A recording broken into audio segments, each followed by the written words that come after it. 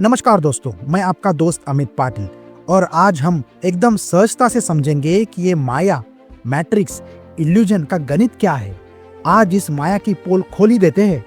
तो दोस्तों, सोच के देखो, अगर जो कुछ तुम देख रहे हो, जो महसूस कर रहे हो, सब एक माया हो, एक इल्यूजन, एक सपना जिसमें आदमी जन्म से लेकर मरने तक जीता है, लेकिन असल में यह एक रियलिटी नहीं बल्कि एक प्रोग्राम रियलिटी, मतलब एक वीडियो गेम है। ये दुनिया जो तुम्हें इतनी रियल लगती है, क्या ये सच है या सिर्फ एक मैट्रिक्स है जिसमें हम फंस गए हैं? आज इस दमदार एपिसोड में बात करेंगे इस माया, मैट्रिक्स और ब्रह्म की लीला के बारे में, वेदों, विज्ञान और आध्यात्मिक नॉलेज के फ्यूजन के साथ। और हाँ, अंत तक जरूर देखना, यह एपिसोड आपकी सोच बदल सकता है। और अंत में मैंने आपके लिए कुछ स्पेशल भी कहा है। तो दोस्तों, क्या आपने कभी खुद को पूछा है कि मैं कौन हूँ? Who am I? नहीं, नाम मत बताना, ना जात, ना धर्म, ना प्रोफेशन। असल में तुम कौन हो? आप बोलोगे, मैं तो एक इंसान हूँ, मैं एक बेटा हूँ, एक पति हूँ, एक पत्नी हूँ, एक माँ हूँ, एक इंजीनियर हूँ, एक बिजनेसमैन हूँ। लेकिन ये सब तो रोल है। क्या तुम रोल हो या रोल निभाने वाले हो? दोस्तों, अगर तुम सच में जागना चाहते हो तो पहले मानना पड़ेगा कि अभी तक तुम सपने में थे। एक ऐसा सपना जिसे हम माया या फिर मैट्रिक्स कहते हैं। ये एक इल्यूजन है। उदाहरण के लिए ऐसा समझिए कि अगर आप एक 3D VR हेडसेट लगाओ और एक वर्चुअल दुनिया में जाओ, सब कुछ रियल लगेगा। वैसे सीन देखकर भावनाएं भी उठेंगी, लेकिन असल में सिर्फ लाइट और ये पिक्सल का खेल है। तो ये माया का गणित कुछ ऐसा ही है। तो दोस्तों, इस भ्रम की गहराई को पहले समझो। माया का मतलब है जो है नहीं लेकिन दिखता है जैसे है। जैसे रेगिस्तान में दूर से पानी दिखता है, लेकिन असल में वो सिर्फ एक मृग तृष्णा होती है, एक मिराज होता है, एक फेक इमेज होती है। वेदों में कहा गया है, माया ब्रह्म की लीला है, मतलब ब्रह्म ने रचा हुआ माया जाल है। समझने की बात यह है कि जो तुम देख रहे हो, सुन रहे हो, महसूस कर रहे हो, ये सिर्फ एक प्रोजेक्शन है, एक टेम्पररी रियलिटी जिसमें हम फंस गए हैं। तुम जो भी सोच रहे हो, जो भी बिलीव कर रहे हो, वही रियलिटी बन रही है। मतलब ये दुनिया एक प्रोग्रामेबल सिमुलेशन है। तुम्हारे थॉट्स, इमोशन और परसेप्शन इसे शेप करते हैं। यही माया का कॉन्सेप्ट है। जो दुनिया लगती है वो एक्चुअली ब्रह्म की लीला है, एक टेम्पररी एक्सपीरियंस है जो सिर्फ तुम्हारे माइंड और सेंसेस की वजह से एग्जिस्ट कर रहा है। यानी ये पूरी दुनिया जो हम देख रहे हैं, घटनाएं, चीजें, रिश्ते, पहचान, सब अस्थाई है, नश्वर है। और फिर भी हम इन्हीं अस्थाई चीजों में स्थायी सुख ढूंढते हैं, और जब नहीं मिलता तो हम दुखी हो जाते हैं। अब आप पूछोगे, अगर ये सब इल्यूजन है या सच नहीं है तो दिख क्यों रहा है? तो सुनो भाई, जैसे तुम सपना देख रहे होते हो तो उसमें गिरना, भागना, रोना, उड़ना, डर, खुशी सब सच जैसा लगता है। लेकिन जैसे ही नींद खुलती है आप समझ जाते हो कि वो सपना था। बस वैसे ही माया है, जो कुछ दिख रहा है वो असली लग रहा है, लेकिन चेतना के स्तर पे वो सब स्थायी नहीं है। यह दुनिया भी एक आत्मा का सपना ही है। अब समझते हैं हम माया में फंसे कैसे, शुरुआत हुई कैसे, ये प्रोग्रामिंग का खेल क्या है। जब एक बच्चा पैदा होता है तो वो शुद्ध चेतना में होता है, जागरूक होता है, ना कोई भाषा जानता है, ना धर्म, ना तुलना, ना डर। लेकिन जैसे जैसे वो बड़ा होता है, सोसाइटी उसे दिखाती है, तू लड़का है, तुझे ऐसा बिहेव करना चाहिए, अच्छे नंबर लाओगे तो कुछ अच्छा बनोगे, लोग क्या कहेंगे ये सोचा करो, हमारा नाम रोशन करना है, बड़ा बनना है, बड़ों की सुनो, सिस्टम से बाहर मत जाओ, शादी करो, घर बनाओ, बच्चे पैदा करो, यही जीवन है। हाँ, ये भी सही है, लेकिन इसके ऊपर भी एक अलग ही विराट दुनिया है। खैर, इस बात को हम आगे बोलेंगे। तो दोस्तों, ये सब सोसाइटी कंडीशनिंग और ये सब बातें धीरे धीरे इंसान के भीतर रोल और आइडेंटिटी के बीच बो देती है, और एक समय के बाद तुम अपने आप को वैसा मानने लगते हो जो तुम्हें बताया गया है। जो भी शरीर का नाम है उससे हम चिपक जाते हैं, ना कि वो जो आप असल में हैं, एकदम हमारे असल में होने का होना। ये कुछ अलग ही बात है दोस्तों। आज मूड अच्छा है तो चीट कोड दे ही देता हूँ। दोस्तों, हमारा नाम, काम, रिश्ते, नाते, इन सब में आप खुद को कैद कर लेते हैं। We become the by product of society. हम समाज का एक प्रोडक्ट बन जाते हैं। अब समझते हैं माया के लक्षण। कैसे पहचाने कि आप इल्यूजन में हैं, आप मैट्रिक्स में हैं, क्योंकि ये बात बहुत जनों को पता नहीं है। इसलिए ये भी जानना जरूरी है कि हम इस माया में फंसते कैसे हैं। तो ये कुछ सिम्टम्स है, ये आपको बताएंगे कि आप माया में हो। तो पहला, हर चीज में तुलना। उसके पास गाड़ी है, मेरे पास नहीं है। वो ट्रैवल कर रहा है, मैं स्टक हूँ। एक दूसरे से कंपैरिजन, ये सब माया के ही लक्षण हैं। दूसरा, खालीपन का एहसास। चाहे जितना भी पैसा, नाम, शोहरत हो, लेकिन फिर भी कुछ मिसिंग लगता है।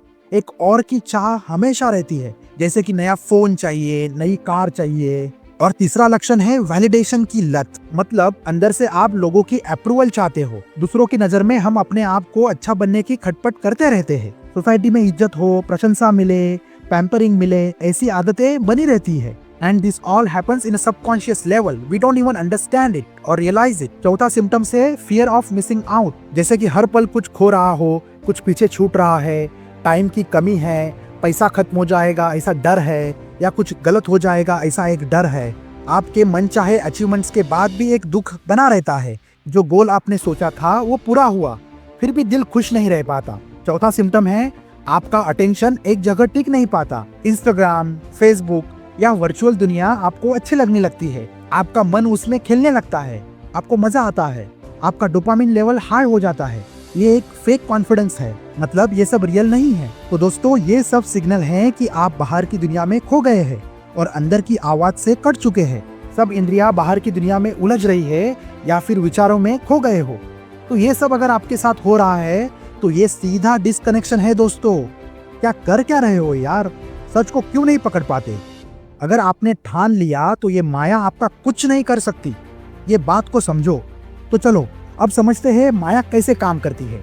माया का सिस्टम बड़ा समझदारी से डिजाइन किया गया है। वो तुझे ऐसे लूप्स में फंसाती है जहां तू हमेशा कुछ और ढूंढता रहे या करता रहे और कभी शांति ही ना मिले। इसे एक उदाहरण से समझते हैं। आप अगर सोचते हैं अगर मेरे पास अच्छा फोन है तो मैं कूल लगूंगा। नया आईफोन लिया, 2 दिन की खुशी, फिर न्यूट्रल हो गए। 2 दिन भाव मिला, फिर बैक टू नॉर्मल। आप सोचते हो अगर शादी हो गई तो सब कुछ सेट हो जाएगा। शादी के बाद भी फाइट्स, कंफ्यूजन, एक्सपेक्टेशन लगा रहता है। आप सोचते हो अगर मैं अमीर आदमी बनूंगा तो मेरी वैल्यू बढ़ेगी, लोग मुझे इज्जत देंगे, मेरी प्रशंसा होगी। तो दोस्तों, मैं ये कहना चाह रहा हूँ कि जो भी करो हमारा मन भरता ही नहीं, हमेशा कुछ ना कुछ की कमी भासती ही रहती है। तो दोस्तों, हमें इस बात को समझना है कि माया हमें बाहर बाहर ही दौड़ाती है, लेकिन भीतर का दरवाजा कभी खोलती ही नहीं। यही तो माया की ट्रिक है।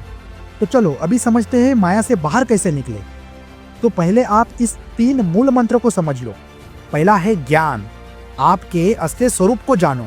हर दिन अपने आप से कहो, मैं नाम नहीं हूँ, मैं मेरा शरीर नहीं हूँ, मैं मेरे विचार नहीं हूँ, मैं शुद्ध चेतना हूँ। I am the consciousness. ये सिर्फ बात बोलने की नहीं है, हर अनुभव में इसे महसूस करने की कोशिश करो। दूसरा है ध्यान का अभ्यास। आप जो भी महसूस कर रहे हो उसे ऑब्जर्व करो, बस उसे देखो साक्षी बनकर। डर, गुस्सा, ईर्ष्या, तुलना, इनसे लड़िए मत, बस देखिए। जो फीलिंग उठ रही है उसमें उलझिए मत, बस साक्षी बनके देखते रहिए। ये सब इजी है, आप कर सकते हो।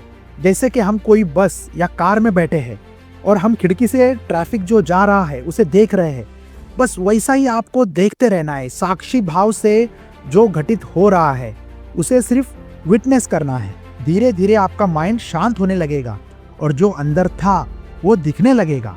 और तीसरा मूल मंत्र है भक्ति से समर्पण कर दो। जब ईगो मतलब अहंकार टूटने लगता है और आप दिल से संकल्प करते हो और उस परम शक्ति से कहते हो, मैं कुछ नहीं जानता, बस तू ही है और मुझे भी पता है कि तू मुझ में ही है, तो मुझे सिर्फ मुझको जानना है, बस। तब आपके फेवरेट शिव जी, कृष्ण जी आ जाएंगे। असली मजा चालू होगा। बात पे गौर करो दोस्तों, और तब ये इल्यूजन, माया का गणित सॉल्व होने लगता है। क्या समझे बिडू? यही सच है, मानो या ना मानो। कुछ डाउट मत रखना, टाइम बचा रहा हूँ आपका। अब सुनो, सिर्फ वेद ही नहीं, आज की साइंस भी माया को मान रही है। भगवत गीता कहती है, जो असत्य है उसका कोई अस्तित्व नहीं और जो सत्य है उसका कभी नाश नहीं होता। मतलब जो सच है वो हमेशा रहेगा, जो आपका असली होना है मतलब आत्मस्वरूप, और जो इल्यूजन है, मन, बुद्धि और ये जगत, ये सब टेम्पररी है। साइंस और क्वांटम फिजिक्स भी यही कहती है। रियलिटी तभी एग्जिस्ट करती है जब कोई उसे देखता है। आप ये डबल स्लिट एक्सपेरिमेंट के बारे में थोड़ा पढ़िए और उसकी वीडियोस देखिए, आपको और क्लैरिटी आ जाएगी। यानी हमारा कॉन्शियसनेस ही हमारी दुनिया बना रहा है और सिमुलेशन थ्योरी कहती है हम सब एक एडवांस सिमुलेशन में जी रहे हैं। मतलब ये एक बड़ा सा गेम है, एक इल्यूजन है और इसे रचा गया है और हम इसमें जी रहे हैं। और वेदांत तो पिछले 5000 सालों के ऊपर से ये बोल रहा है ब्रह्म सत्य है, जगत मिथ्या है।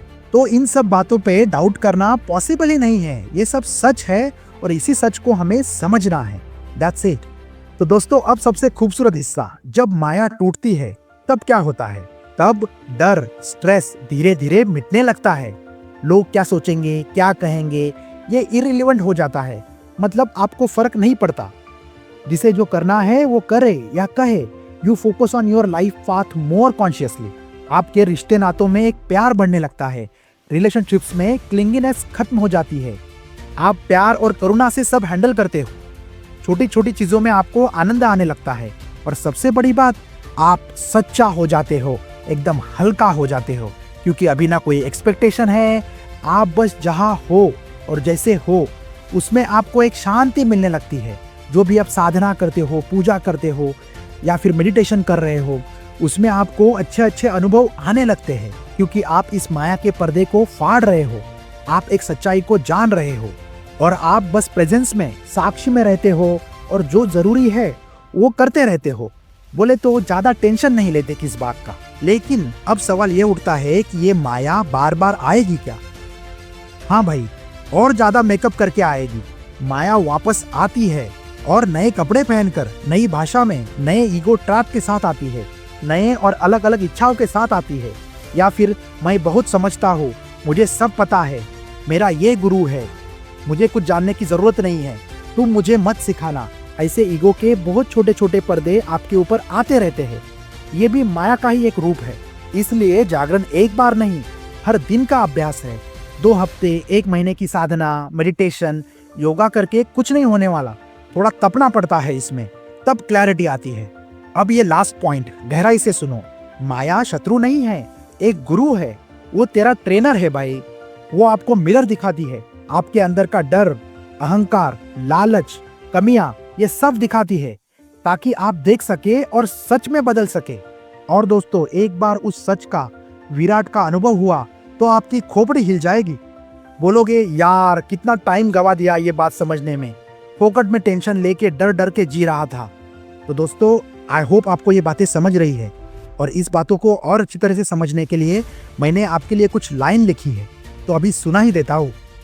तू किरदार नहीं है, तू मंच भी नहीं है, तू वो है जो ये पूरा खेल देख रहा है। शांत, स्थिर, अमर। कभी एक बार बस बैठ जा, आंखें बंद कर और महसूस कर, जो शांति बचती है वही तू है, शिवो हम।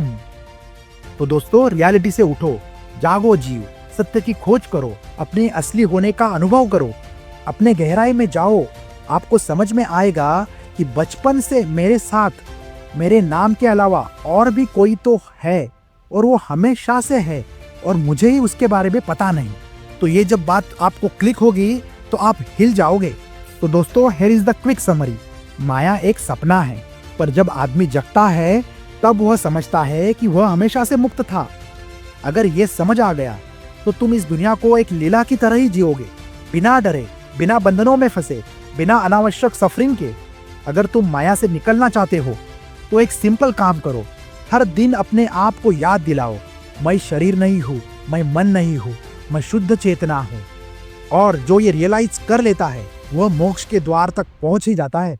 तो दोस्तों, जो भी ये वीडियो अब तक देख रहा है और समझ रहा है, तो भाई लोग समझ लो कि आप इस लाइफ में कुछ तो अलग करोगे, क्योंकि जैसे ही आपको ये बातें समझ आएगी तो आपकी लाइफ ट्रांसफॉर्म होना चालू हो जाएगी।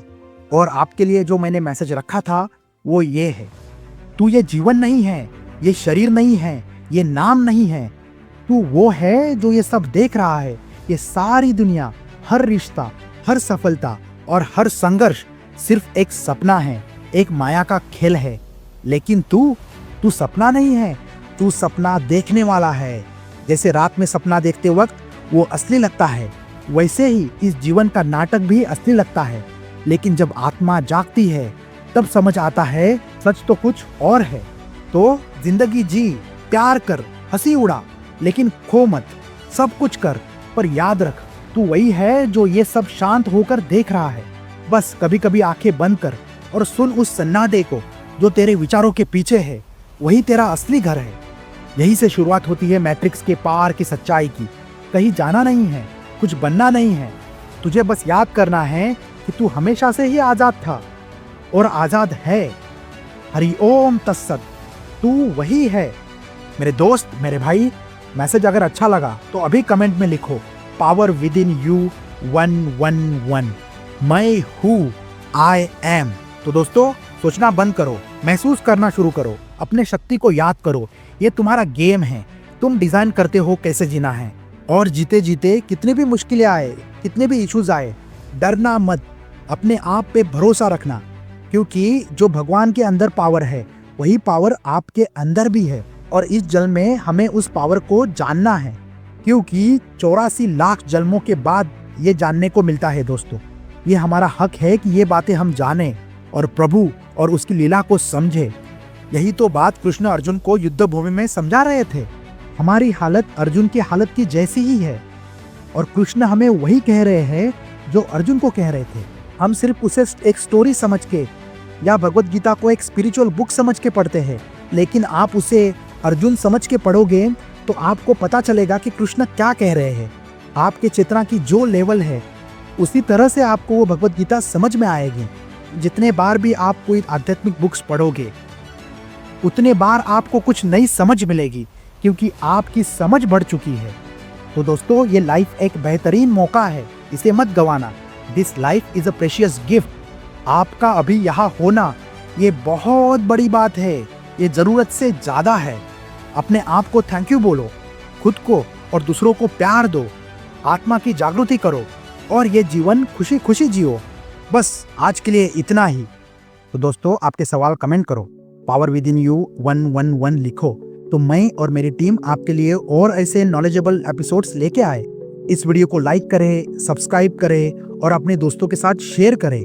मेरी जो जीवा जागो सत्य की खोज सीरीज चल रही है उसके 10 एपिसोड्स आ चुके हैं। पिछले 3 एपिसोड्स में मैंने बहुत ही अच्छी तरीके से चक्र क्या होते हैं और कुंडलिनी जागृत कैसे होती है और उसका इतना महत्व क्यों है ये समझाया है। तो लास्ट के 3 एपिसोड आप जरूर देखिए, और अगर आपके पास टाइम होगा तो मेरे जो हर एक एपिसोड है उसको आप गहराई से देखिए, वो आपको बहुत कुछ गहरी बातें बताएंगे।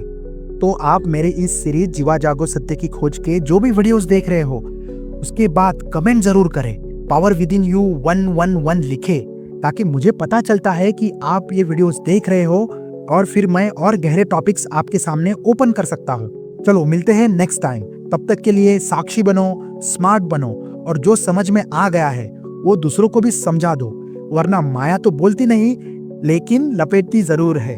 तो चलो मिलते हैं अगले वीडियो में। हरे कृष्णा, ओम नमः शिवाय, जय गुरुदेव।